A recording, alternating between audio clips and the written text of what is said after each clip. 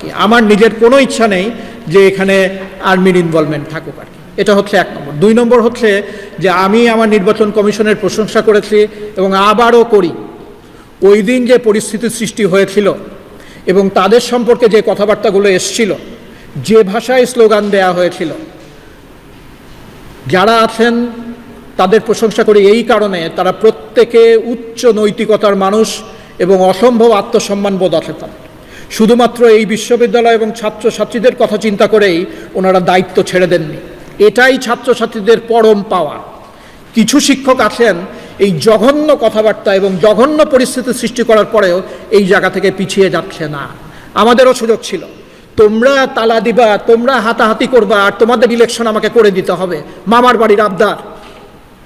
যদি ছাত্র সুলভ আচরণ নিয়ম কানুনের ভিতরে তোমরা থাকতে না পারো, তোমরা নিজেদের রাকসুর অযোগ্য বলে প্রমাণ করছো। এই তোমাদের যোগ্যতার পরিচয় তোমরা দেবে না, আমি সালেহ হাসান নাকি দেবো নাকি তোমাদের?